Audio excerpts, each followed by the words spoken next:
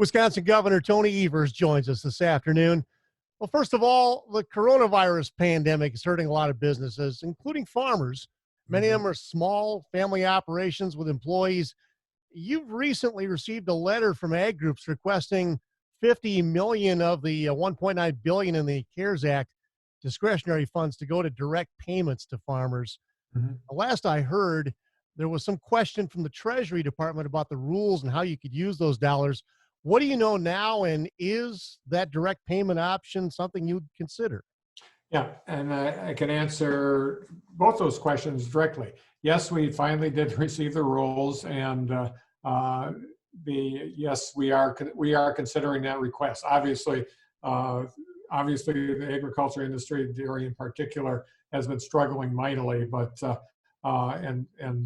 we want to do whatever we can to be helpful.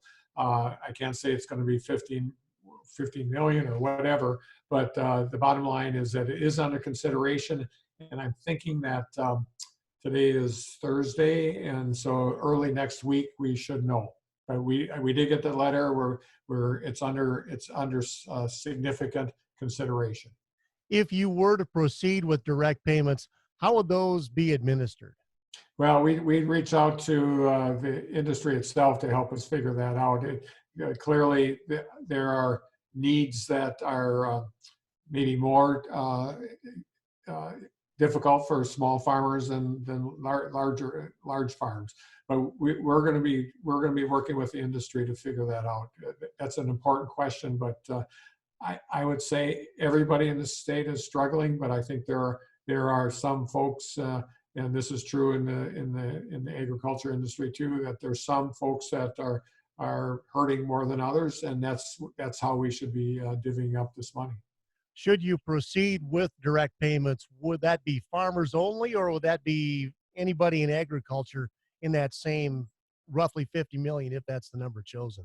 Right, and I would say that our goal is to make sure that the producers are prioritized, if I can put it that way. I mean, the people that are getting the small milk checks are the ones that need the most help.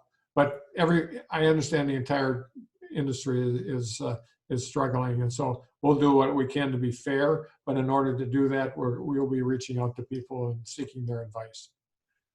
At the beginning of Safer at Home, you exempted agricultural activities as essential, yet there's some confusion out in the hemp and CBD industry right now. They're saying in the hemp industry they were getting mixed signals from you and Wisconsin Economic Development Corporation. So, as of the last executive order for Safer at Home, where do the growers, manufacturers, and retailers stand right now as far as hemp and CBD products? Yeah, well, agriculture on its face is an essential industry. Hemp is part of agriculture industry. They are an essential. Their supply chain and the growing itself is essential. So that is something that they should be doing. They can produce the product. Where it gets a little interesting is that we view CBD oil as not a food. It's a byproduct that is not a essential product.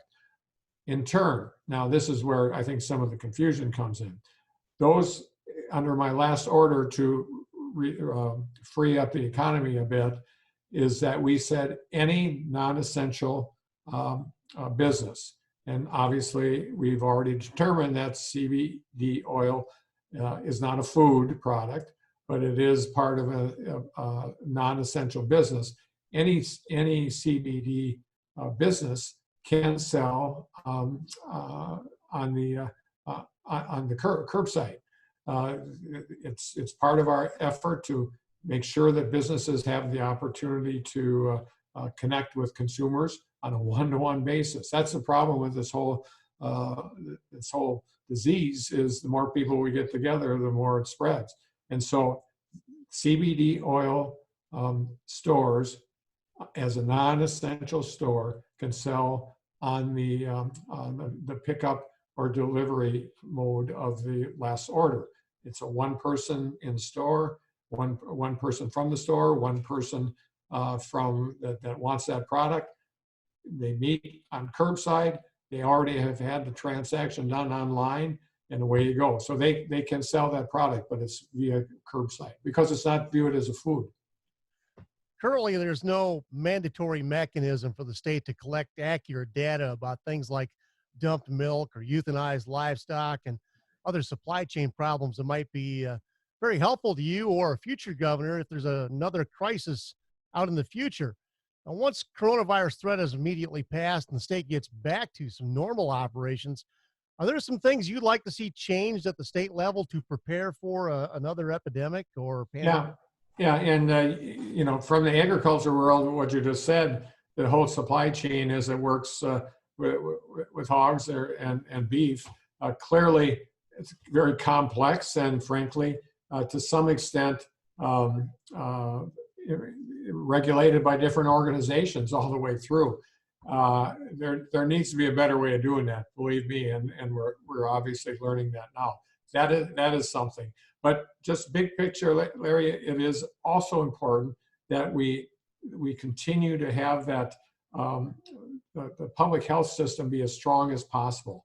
And that is, in this case, we need testing, and in this case, we need those contact tracers, and that just can't go away. I mean, we're spending time building that up, and frankly, that could have been done before. We need to continue doing that. So the egg world, as part of that lessons learned, yes, the whole issue of supply chain, especially as it relates to processing meat in the state, that has to be clarified, and who regulates what, and even after euthanization, who regulates what. Those are all huge issues that we'll figure it out. I think we never realized what an important issue that would be. But statewide, we have to have a stronger public health system, period.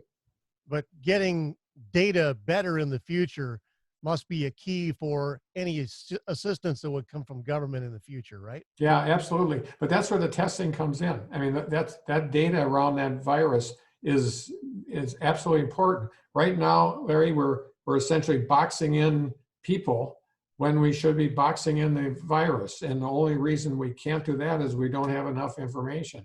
So we just have to be prepared that we do a lot of planning around things, but this is one thing we really have to improve on. And having the data will help us be more efficient next time around, if there is one. Should data like how much milk is dumped or how many animals are discarded, should that be a mandatory reporting thing? I think we should. I mean, I don't want things to be people being harassed by doing what they think is necessary.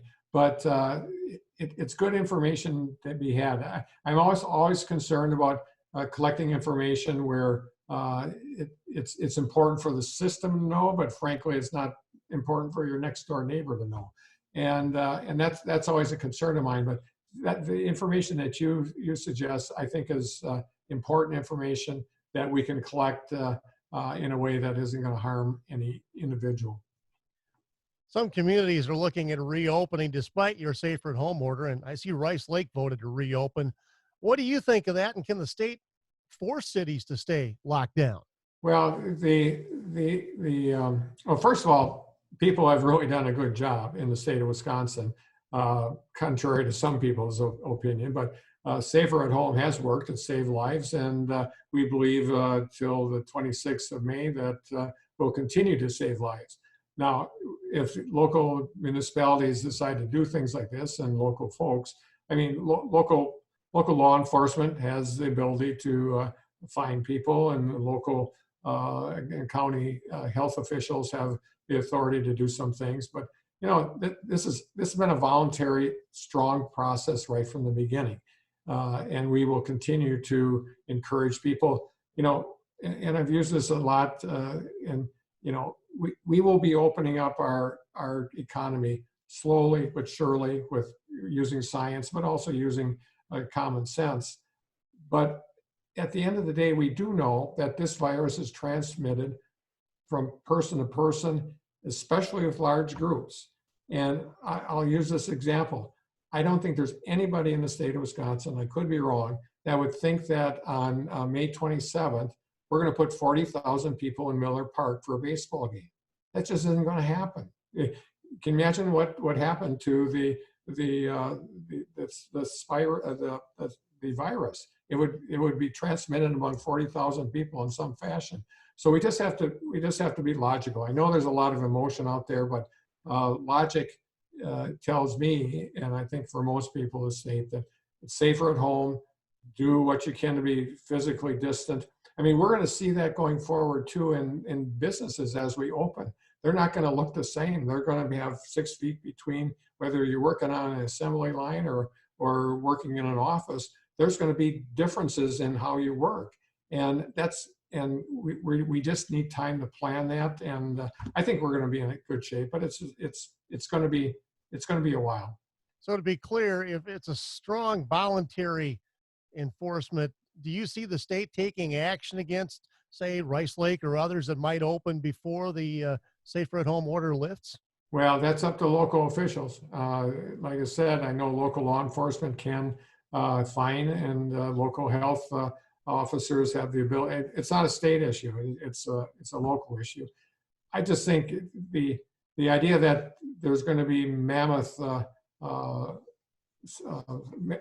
numbers of people doing this, I just don't see it, frankly. People know that these orders have saved lives, and we need to continue doing that.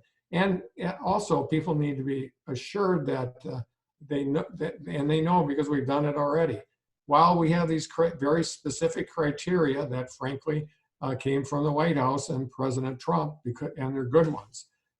Once we see a downward trend in that, and we are seeing downward trends, we're going to be in a position to loosen some things up. And we've already done that. I mentioned before that we did something earlier this week, and now we're going to be moving forward, looking at other things going forward, whether it's retail or whatever. And so we will continue to do that. But the idea that we're going to just flip a switch and everything's going to go back to the way it was last December, that's a fantasy. And I don't think anybody in Wisconsin believes that. Earlier today, the Assembly State Affairs Committee held an informational hearing on the impact of the virus. Any thoughts on that? And are there any key differences between your Badger bounce back plan and the similar plan from Wisconsin Manufacturers and Commerce? Yeah, I can answer the last question. I haven't had a briefing on what's going on or did go on in that committee, but yeah, WMC came up with some good ideas, but they omitted the key there, and that is we have to be able to assure ourselves as a state that people are confident that they're healthy and are safe. And part of that confidence comes from knowing that we're corralling this virus. And the percentage of the virus that's as per testing is decreasing, and it is. I mean, so we're headed in the right direction, but they didn't deal with any of that. And frankly, I understand they had some good ideas, but there has to be some precursors in place. And one of them is making sure that we have good testing, make sure we have people out there helping those people that were tested positive, finding out who they've interacted with, quarantine them 14 days, everything's cool. And we need to have that statewide effort, and we're getting it. So I'm concerned that they didn't look at that, but a lot of the things they had in there I thought were realistic, and hopefully we can get together and talk about it. One last question for you, Governor. You've asked state agencies to slash their budgets 5%, which may sound like a small number, but it's really quite a bit of money. Yeah. Do you see any possible dipping into the rainy day fund to help keep necessary functions going with the expected lower revenues and the budget cuts at agencies? Sure, absolutely. This has impacted our tax collections just like it's impacted people's pockets. That rainy day fund will be. We believe that going at the end of the next fiscal year, we could be up to $2 billion short. So we've got a long ways to go. Wisconsin Governor Tony Evers, thanks for joining us today. Thank you. Have a good one. You also. Thanks.